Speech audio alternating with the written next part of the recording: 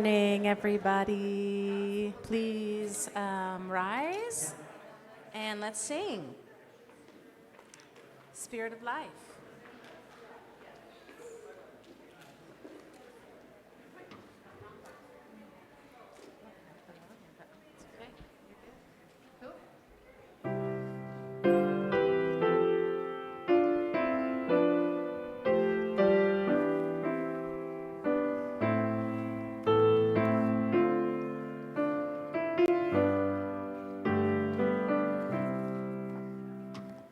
Spirit of life, come unto me. Sing in my heart all the stirrings of compassion. Blow in the wind, rise in the sea. Move in the hand, giving life the shape of justice. Roots hold me close, wings set me free. Spirit of life, come to me, come to me.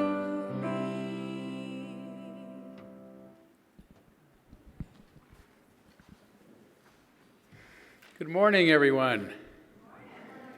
Welcome to the Unitarian Universalist Church of Spokane, where we join together to create a nourishing, liberal religious home and to champion justice, diversity, and environmental stewardship in our wider world, or as we say in short, to create community, find meaning, and work for justice, and live justly. I've decided I'm tired of trying to struggle over which one, so I'm just going to add the fourth. As I was saying earlier, I don't think it's possible to live justly without working for justice, and I don't think it's possible to work for justice without living justly. Although I know some people who work for justice that don't live justly. So I think we might want to add it in there. What do you think? Whatever the case, whichever you prefer to say, welcome as always to each of you. We embrace all that you bring with you to this space, your unique beliefs, your background, your lifestyle, your experiences, your differences, all that helps make you who you are. And this includes those of you who are with us in the room this morning, as well as those who are live streaming with us. We're glad to have all of you. So I want to jump into a couple of announcements before we take a few minutes to greet one another. One, again, another reminder that the Spokane Alliance held a press conference at City Hall recently to support a new community workforce agreement that will ensure that public funds invested in Spokane's projects will create quality jobs, support underrepresented employees or workers and communities, and also invest in our local workers. Now, the last time I brought this up, I told you it was going to be happening on August 18th at the City Council meeting on Monday, August 18th. That has been bumped again. Now it is scheduled to happen on August 25th. So if this is something that you want to participate in and show your solidarity in, we would appreciate it. If you want to go even further and wear one of the psychedelic t-shirts that say UUCS to show our common presence, there are some for sale at the social justice table in the back of the room.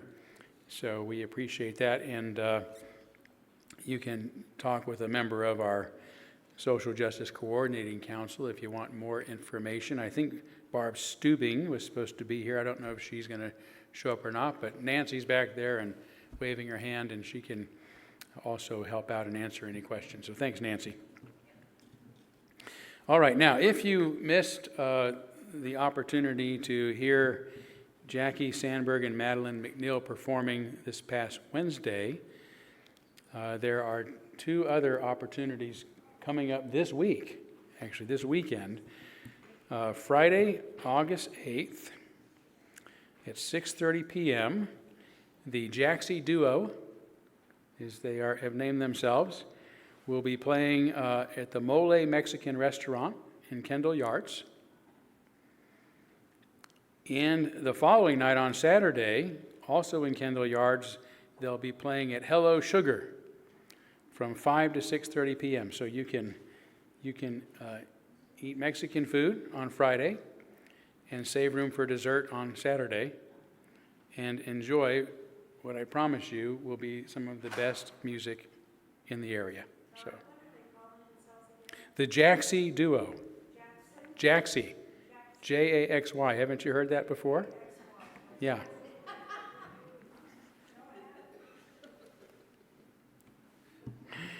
I love it. You're welcome. All right, yeah, that's all I have. So why don't you all take a few minutes this morning to say hi to each other?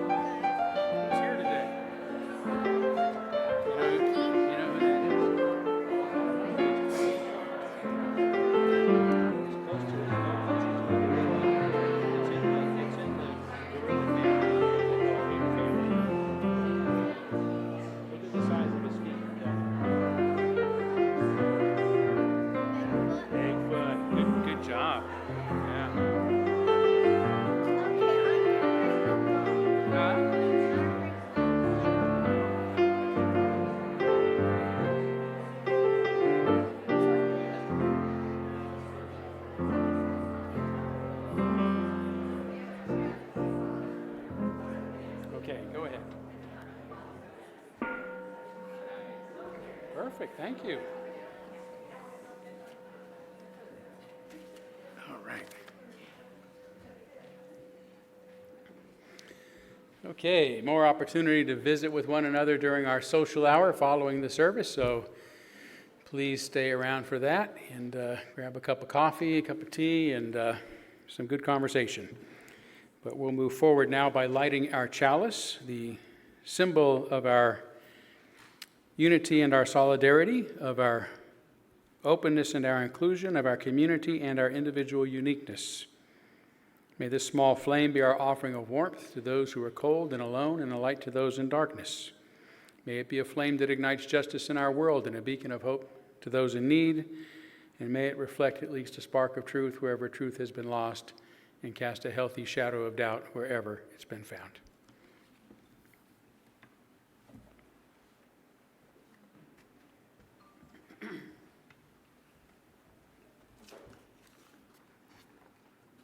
The opening words are from Susie Kasim.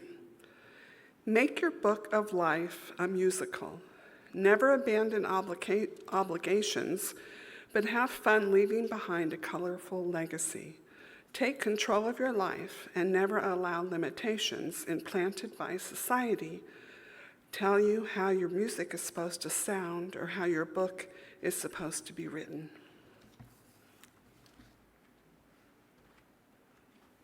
Okay, we've got a new hymnal, well, at least new to me, so if we can all stand up and sing There Is More Love Somewhere. And it's 95 in your books, but also up here, obviously.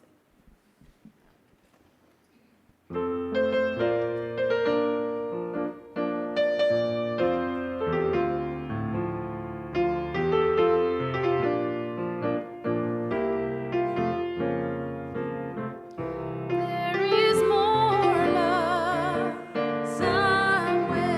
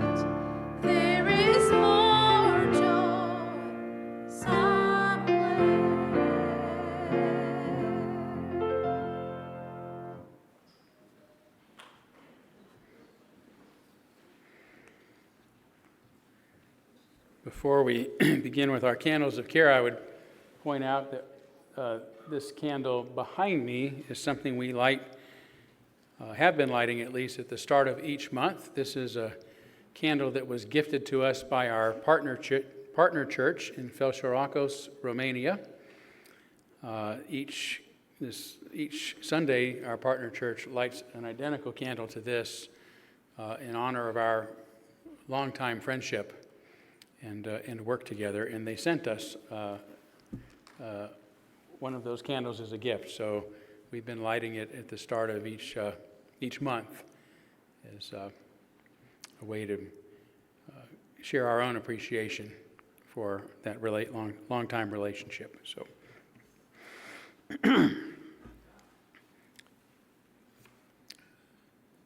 As far as our candles of care go today, we'll begin as we have been on behalf of the people of Ukraine and Russia and that region of the world impacted by the war and violence there.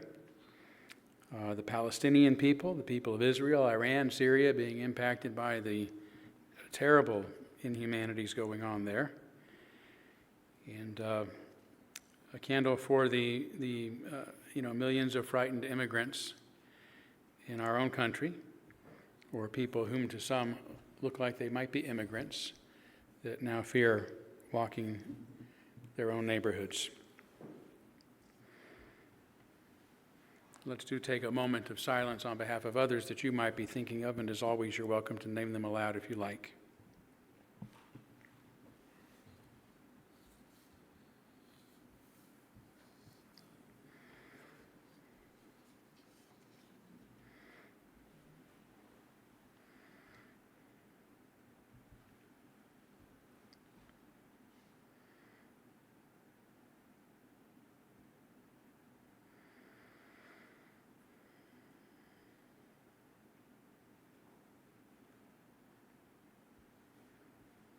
Those named aloud and those embraced in our silence, and all those who are suffering in our world at this hour, we hold in our community with compassion.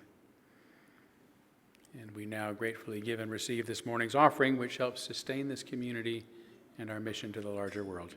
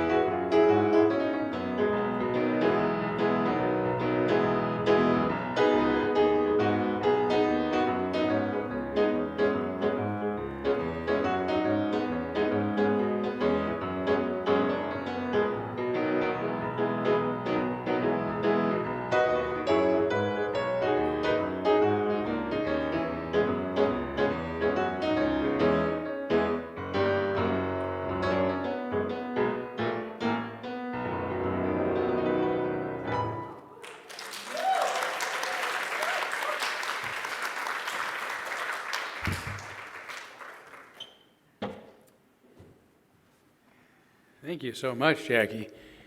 I feel somehow less worried and happier.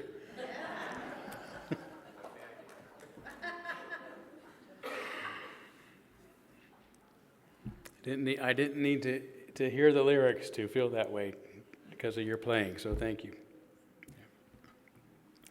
It is now time for our story for all ages, so if anybody would like to come forward. Good to see you guys. You've been gallivanting around the country, finishing up your goal of visiting all 50 states. Is that right? Yes. Wow. Amazing. Well, it's good to see most of you. Those two are right here? Well, that's okay. I can feel the pulpit shaking a little, so I know they're there. I sense their presence. Okay, so I've got somebody down here pulling on my foot, and I don't think it's Theo. Let me check and see what's going on. Oh my goodness, look who it is. Yes, it's Bigfoot. What a surprise. You're surprised. Imagine how I feel. Well, you mean you didn't intend to be here this morning? No way, Nan. Us Bigfoots like to stay out of sight. Yeah, well, then how did you get here? The hokey tokey. The hokey pokey. Yeah, I took my right foot in, and I took my right foot out. Yeah? Well, then I took my left foot in, and I took my left foot out. And did you shake it all about? Yeah, that's how I got myself turned around. Okay, well, that makes sense, I guess. So I'm sorry you've gotten lost, actually, and you're here by mistake. Lost? Us Bigfoots can't get lost, Nan. We're always at home, no matter where we are. Oh, okay. Well, you mean you don't have one place that you call home? Sure I do. Earth. Earth, that's right. Earth is my home, isn't it yours? Well, yeah, if you put it that way, I guess it is, but I'm also considered an American who lives here in Spokane, Washington. I can't understand a word you're saying. No, the earth is our only home. And all living creatures, the fish in the sea, the birds in the air, and all the animals everywhere are part of a single family, a family of earthlings. Well, that's a really beautiful way to put it in looking at the world, Bigfoot. But sometimes we humans forget that we're all part of one world and that it's our responsibility to care for the earth and other creatures, right? Yeah, I get it, man. Even sometimes with someone with big feet.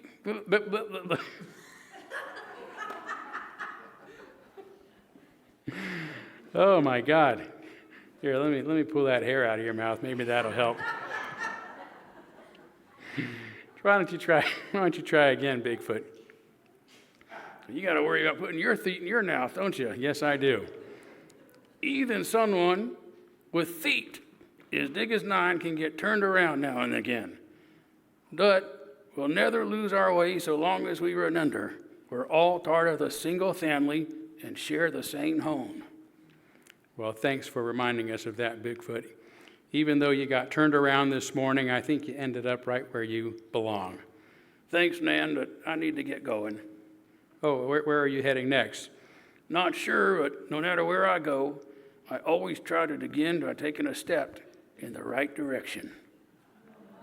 Very nice, Bigfoot. Listen, don't stub your toe on the way out. We'll see you next time.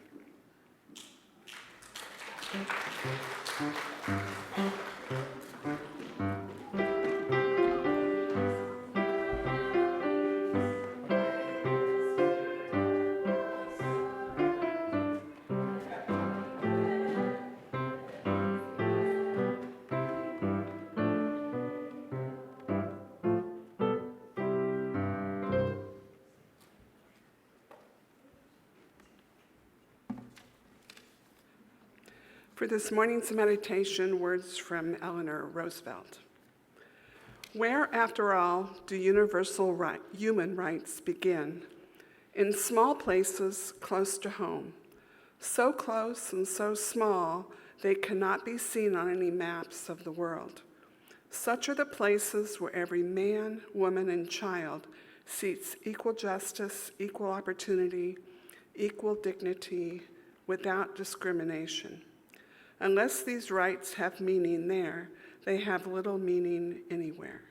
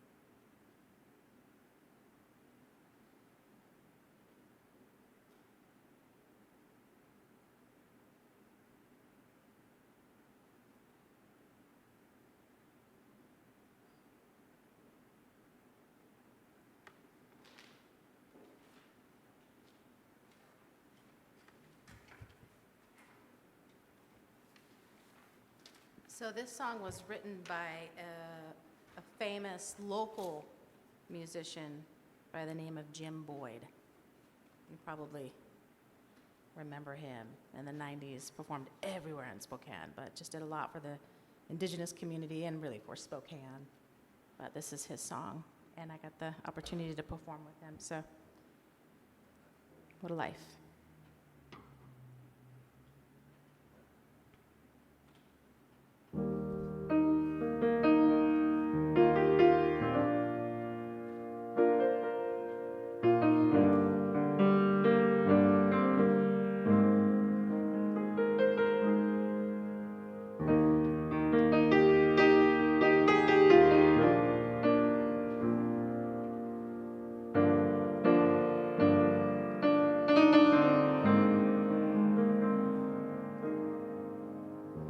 When I see your face in the firelight,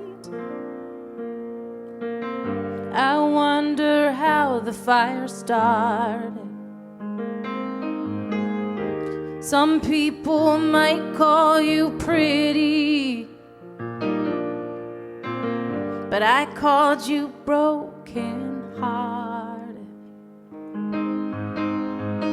And I've got a map in my pocket, oh, that has your name written in blue.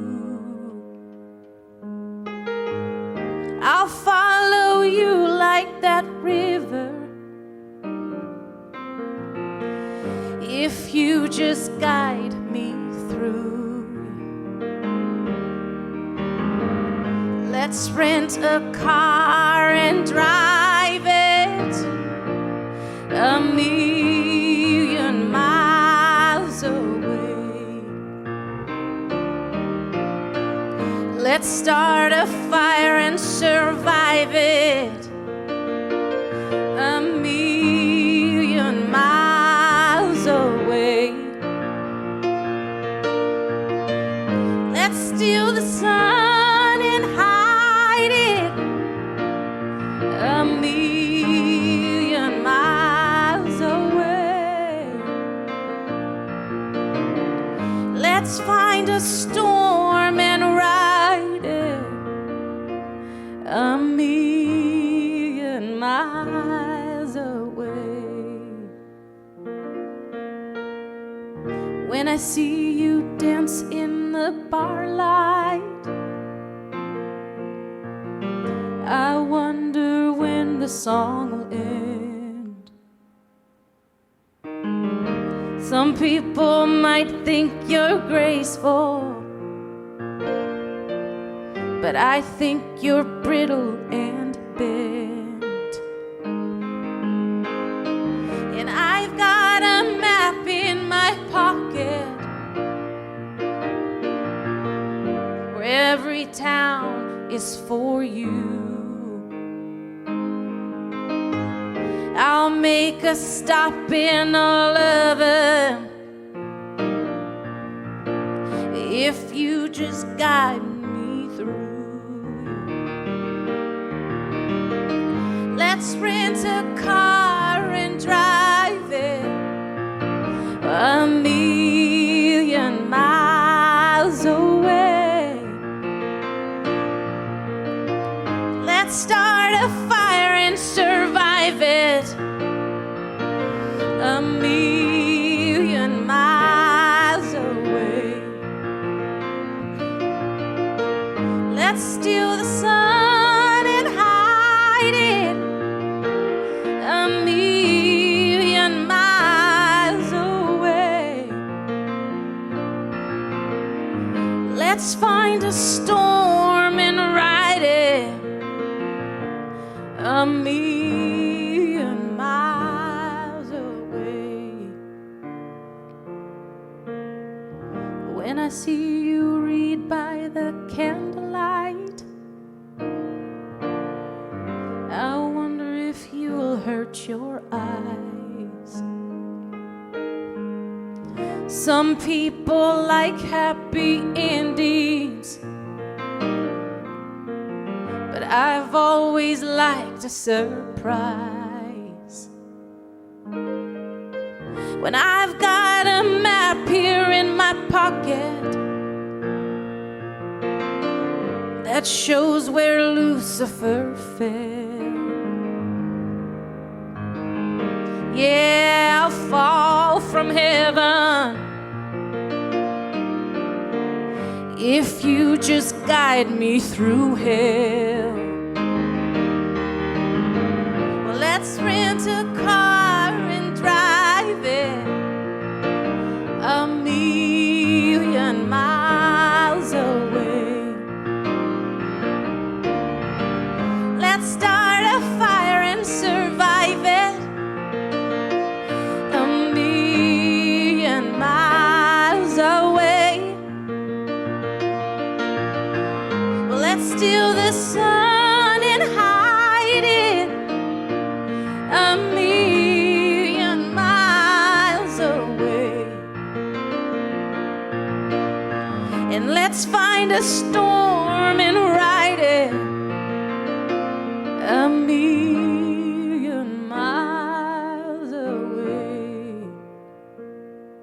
1,000,000 miles away.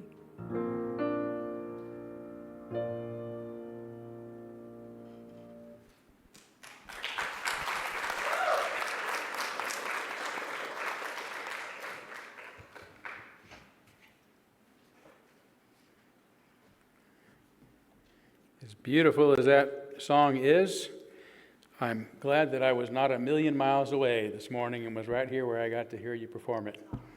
Yeah, thank you. Beautiful. I said during the first service, you know, we should try to save the best for last, but with the music the way it is around here anymore, the best is already behind us, so you'll have to tolerate my sermon. Thank you for that support, Marshall. Well, we'll give credit where it's due, though, so absolutely. So I want to begin, talking about For the Love of Life by talking a little bit about renewable energy, especially from solar and wind, which has become the fastest growing and cheapest energy in the world.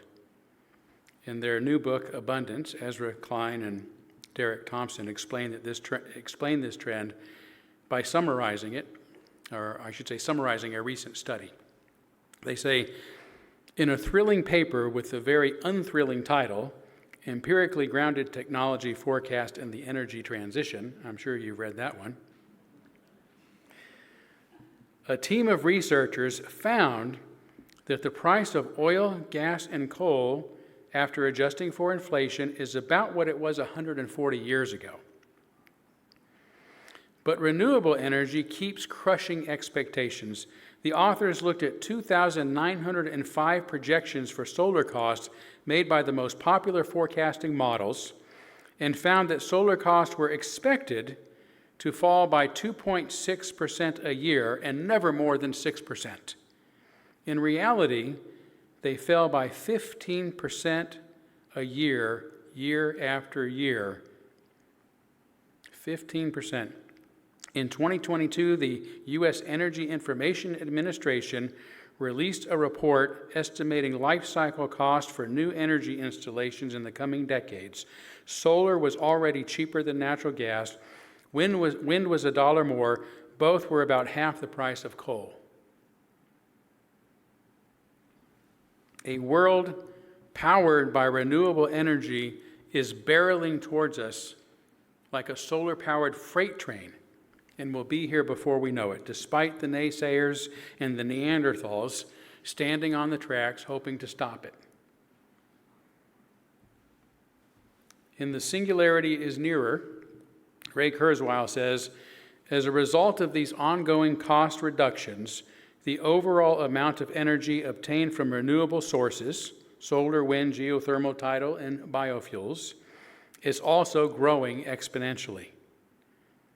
Globally, the cost reductions of solar energy in particular is doubling much faster than other renewable sources, just under every 28 months from 1983 to 2021, right? Doubling each year. Doing the math, Kurzweil says, from 3.6% in 2021, it would take only about 4.8 doublings to reach 100%, which would put us at 2032 to meet all of our energy needs from solar alone. 2032, that's just a few years away. It's an astonishing statement, especially if you're only looking at solar from a U.S. perspective, where it's being resisted by those currently in power with evangelical passion. A 2023 report by the International Energy Agency says, while the increases in renewable capacity in Europe, the United States, and Brazil hit all-time highs, China's acceleration was extraordinary. In 2023, China commissioned as much solar power as the entire world did in 2022, while its wind additions also grew by 66% year on year. Globally, solar PV alone accounts for 3/4 of renewable capacity additions worldwide. So despite all of the U.S.'s fear-mongering about China, the sleeping giant has awakened and it has hit the ground running. In addition to having more than 23,000 miles of high-speed rail, compared to 0 in the U.S., almost 65% of the world's electric cars compared to 1% in the U.S.,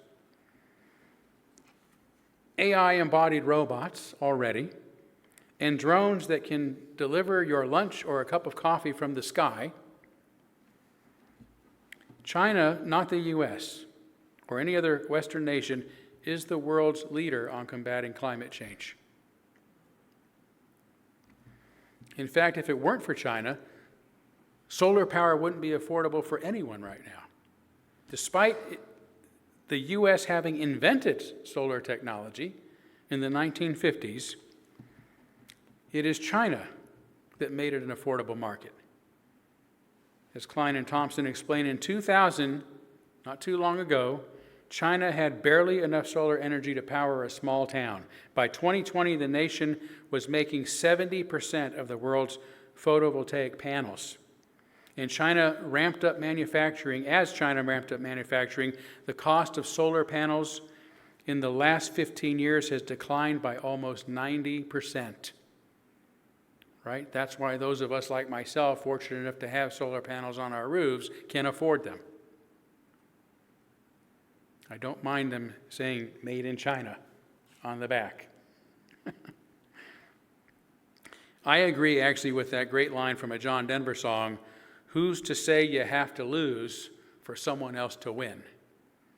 I want my neighbors around the world. I want my brothers and sisters in China to win. China is not leaving the U.S. in its dust. The U.S. is leaving itself in China's dust.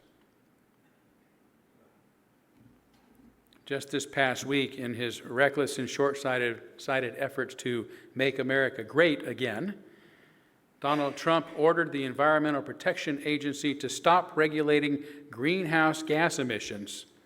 In other words, to stop doing its job. Trump wants to make the U.S. dependent on coal, oil, and gas again, even as the rest of the world is passing us by, along with all the new green energy jobs other countries, especially China, will have access to. According to the IEA report, 30 million clean energy jobs will be gained by the end of this decade, compared to only 5 million lost by the deadly and dying fossil fuel industry. That's a net gain of 25 million jobs.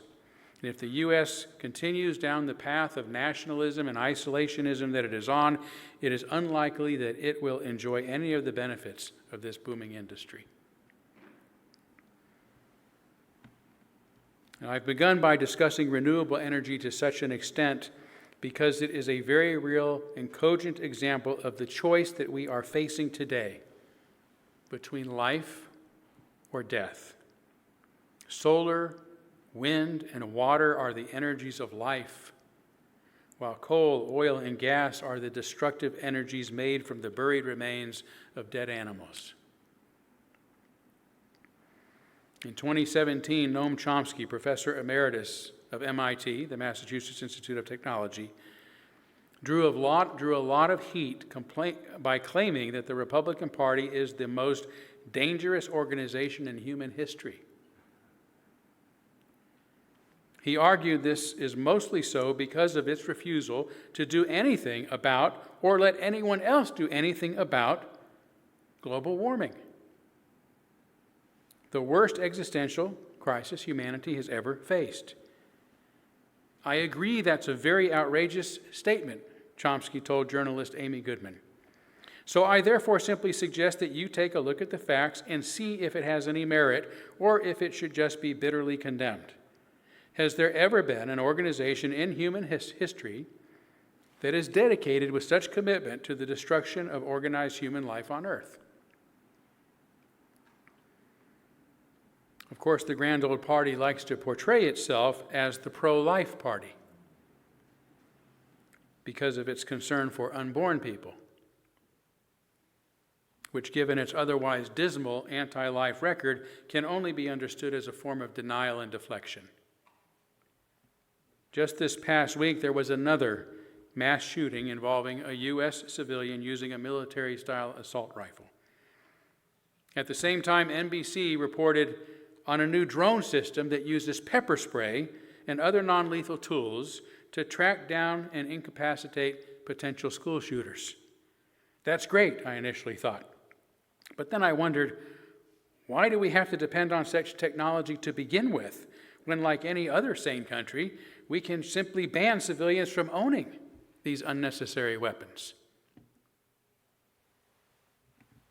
We can't. Because here in the U.S., our society has mostly chosen death over life.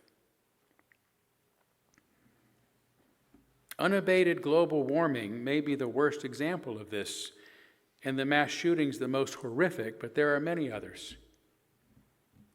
The U.S. is the only industrialized country in the world that doesn't provide adequate health care to its citizens, including all those unborn babies before and after their births.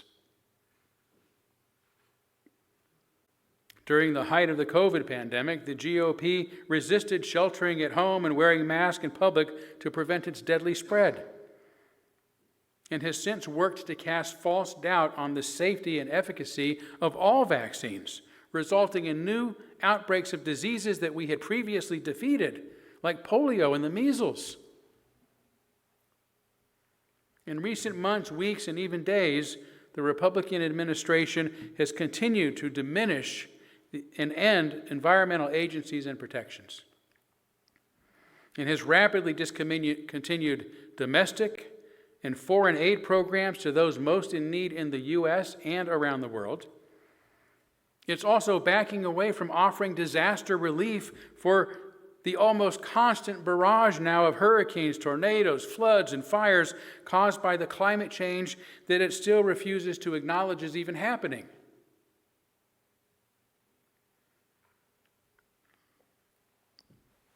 But hey, we got the borders handled.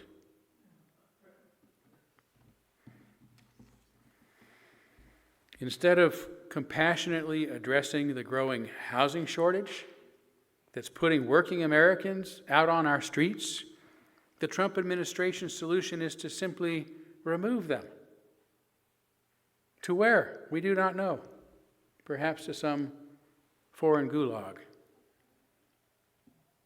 Instead of treating immigrants with respect and dignity, everyone who even looks like they might perhaps be from a foreign country must now fear for themselves and their families. Only a couple of days ago, perhaps in response to the South Park episode recently ridiculing his male prowess,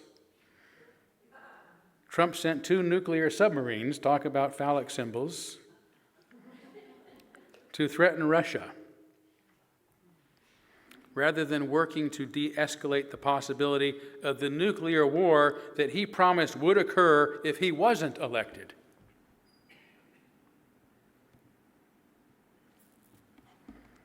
And let's add making paper straws illegal, just to be mean, and outlawing cultivated meat that would eliminate the suffering of animals to this unsavory list of destructive actions. However else we might define these behaviors, they cannot be considered the actions of a party or a nation that is pro-life, but of a people, organization, society, or what have you that, as Noam Chomsky says, is at the very least among the most dangerous organizations in human history.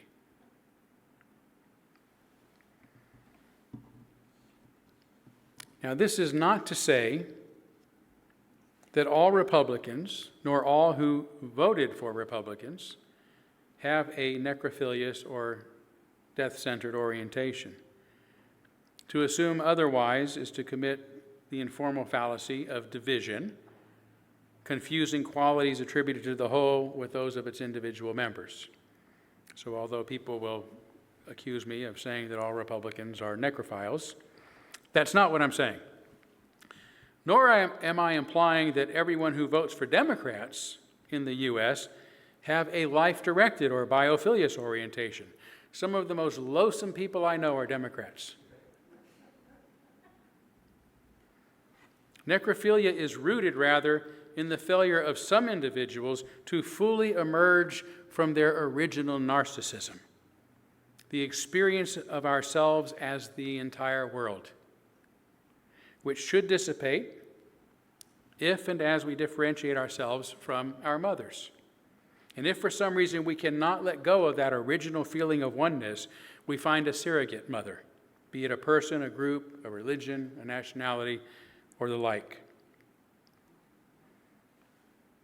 So I've discussed how this is manifesting on the right. On the left, it has manifested as cancel culture, wokeness, political correctness, or whatever you want to call it, and is characterized by losing oneself in one's sense of identity or as reverence for the identity of others. As with one's looks, one's body, one's wealth, defining oneself by one's identity rather than one's creativity and one's accomplishments, especially those that make a positive difference in the world, is narcissistic. It becomes malignant narcissism as soon as it ventures into authoritarianism by demanding that everyone else recognize and revere our identity as much as we do. Right? Billions of people have to see the world as we do, effectively making oneself the whole world again. to require everyone in the world to use language or see things exactly as we do, or to claim that we've been harmed when we hear things we disagree with, is extremely narcissistic. It's not social justice. So if you think I've been too hard on Republicans, let me state explicitly that this is precisely what I believe has become of many liberal institutions to their detriment, including segments of the Democratic Party, and has completely overtaken our very religion, Unitarian Universalism, which now attacks, the leadership at least of which now attacks the character and livelihoods of anyone who resists or disagrees with it. Just a couple of weeks ago, the UU Association disfellowshipped yet another minister, one who had served for the better part of 3 decades, accusing her of being an abusive bully.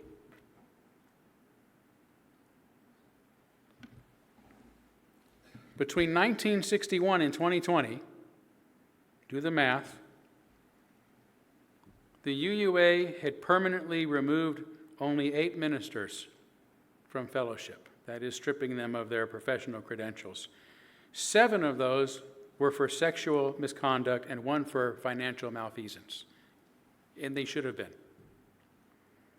Since 2020, when I became the first minister to have the honor of being disfellowshipped for being a non-cooperative, abusive bully,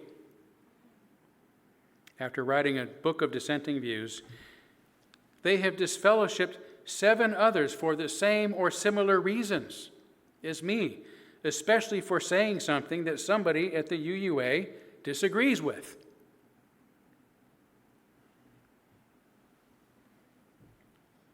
That's as many removed in the past 5 years as were removed over a period of decades. To disregard the freedoms of others in order to sustain one's narcissistic wish to be the whole world is anti-life, and it exists on both the left and the right today. And this is so of both extremes, or I should say that this is so of both extremes, should not be surprising, given that the choice between necrophilia and biophilia is perhaps the most common human dilemma, regardless of our politics, our identities, or anything else. Nor is it a decision that we just make once, but every day, every vote, every action. A social psychologist Eric Fromm says, every second is a moment of decision for the better or for the worse. Fortunately, he also says that our primary orientation is toward life, not death, which makes sense if you think about it, given that the drive to live is the primary instinct of all living things, of all living beings. Again, it is only when we fail to fully differentiate ourselves from the world, enabling us then to fully unfold as individuals, that our narcissism leads to necrophilia, characterized by authoritarianism, destruction, and decay, if not death itself. What is true of the individual, as we have seen, becomes true of society, especially if it's widespread enough to put malignant narcissists into power, leading to the sorts of consequences I've already outlined. In addition to oppressive and destructive behaviors, this orientation is unable to create or to advance. For it is life that is defined by birth and growth and creativity, not death. But a necrophilious society doesn't simply sit still. Unable to progress, it has no choice but to regress. Fromm says if it does not grow, it decays. If it does not transcend the status quo for the better, it changes for the worse. The moment we stand still, we begin to decay. Life has to progress. It has to move forward. This decay, however, is evidenced by the underfunded and outdated public schools across the U.S., as well as its unkept and failing national infrastructures like roadways, highways, and bridges.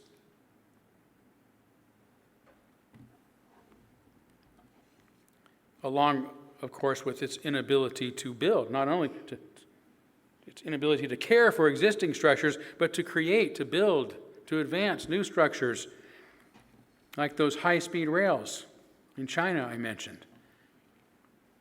We cannot make anything great by simply dismantling. By simply dismantling the government, brandishing chainsaws, and shouting, cut, cut, cut, cut, cut, cut, cut, cut, cut.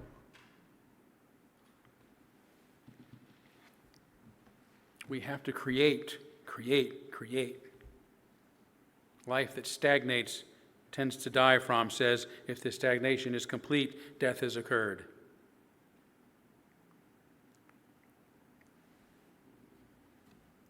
As necessary as it is to discuss the negative consequences of this death orientation in order to understand what we're up against, I hope you have taken note of 3 very positive points that I've made. First, the energy that has always created and sustained life is winning. Despite all that the GOP is now Trump are doing to stop the green energy revolution, they are failing and will at most only succeed in putting the U.S. behind the times on its continued path towards insignificance. Sad a thought as that is. 2, the choice between life and death, between biophilia and necrophilia, is always before us. Every second, meaning just because we've made bad choices in the past doesn't mean we have to make bad choices in the future. Once we recognize its qualities, we can choose life. Thirdly, choosing life is our primary instinct, meaning it is the natural choice for us to make. In short, life is winning, and most of us want it to win. What then are the qualities that define this biophilous orientation? To answer this, I'll begin with a full paragraph from Fromm's The Anatomy of Human Destructiveness. He says, biophilia is the passionate love of life and all that is alive. It is the wish to further growth, whether in a person, a plant, an idea, or a social group. The biophilous person prefers to construct rather than retain. He wants to be more rather than to have more. He's capable of wondering, and he prefers to see something new rather than to find confirmation of the old. He loves the adventure of living more than he does certainty. He sees the whole rather than only the parts, structures rather than summations. He wants to mold and to influence by love, reason, and example, not by force, by cutting things apart, by the bureaucratic manner of administrating people as if they were things. We'll just remove them. Because he enjoys life in all its manifestations. In this description, we find the very opposite of the authoritarian, destructive, unproductive, necrophilous orientation. The love of life promotes freedom, creativity, and progress for the individual and for society. Elsewhere, Fromm defines love as the sense of responsibility, care, respect, knowledge of all that we love. He hence describes biophilic ethics to mean good is all that serves life. Evil is all that serves death. Good is reverence for life, all that enhances life, growth, unfolding,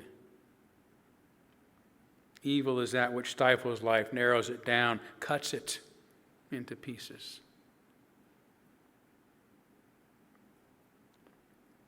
Today we're seeing the consequences of our necrophilous choices in pronounced, frightening, and destructive ways. But the choice is still before us, every second, giving us another opportunity to choose for the better rather than for the worse. So rather than fearing the future by stifling progress and stifling life itself, we have the chance to create a life-affirming future for the whole world. Let's choose a world in which we recycle our swords by turning them into plowshares, our nuclear submarines into vessels that clean our polluted oceans. And let's replace the guns on our streets with enough food and housing and health care and modern schoolhouses to nourish and nurture and unlock the full potential of every boy and girl. Instead of investing trillions in the war machine while begrudging what few dollars are spent on any public service, let's happily invest in the well-being of our citizens, no matter who they are or where they are from. Instead of pretending we care about humanity by saving the unborn, let's care for freedom, safety, well-being of all people, no matter where they are born. Instead of fearing, hating, demonizing, and ruining the lives of those we disagree with, let's at the very least live and let live. Until by living peacefully together, we come to recognize our common humanity and then discover our love for one another. Rather than being left even further behind, let's choose to become real leaders in the world by becoming good partners who are helping to advance clean energy so that we can all begin healing the earth. The slogan, "Choose Life," cannot be limited only to those who don't exist yet, or only for those who look, think, and act like us. It is the choice that is always before all of us every second to make things better, not worse, for the lives of the world and the world that is already here before us, needing our love. Did I say love? I meant needing our responsibility, our care, our respect, our understanding, because that's what the love of life is. Choosing freedom, creativity, and growth by making a positive difference in the lives of other people, other creatures, and the earth itself, which is the living mother of us all and truly is the whole world. Thank you.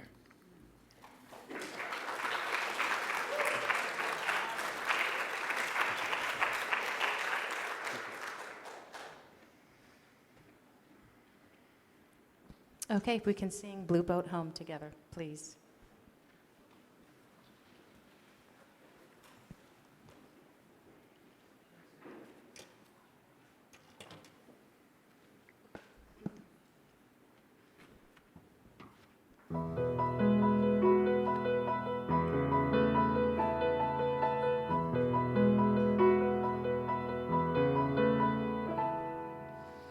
Though below me I feel no motion,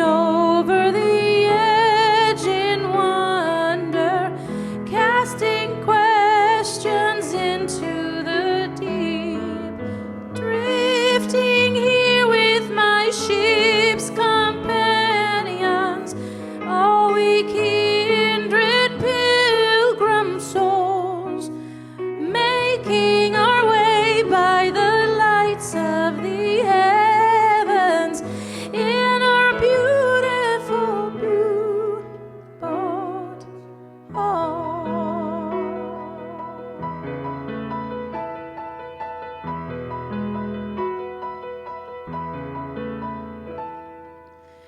I give thanks to the waves upholding me, hail the great winds urging me on, greet the infinite sea before me, sing the sky my sailor song. I was born upon the fathom, never harbor or port have I known. The wide universe is the ocean I travel, and the earth is my blue boat home.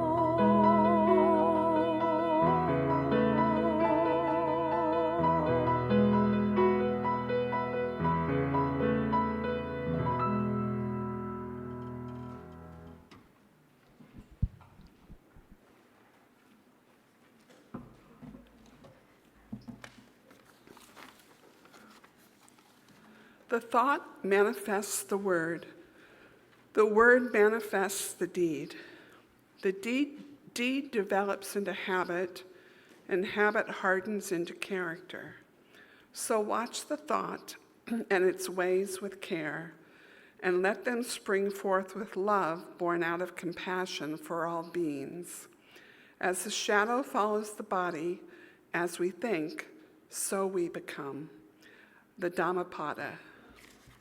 Amen, blessed be, salam alaikum, and shalom.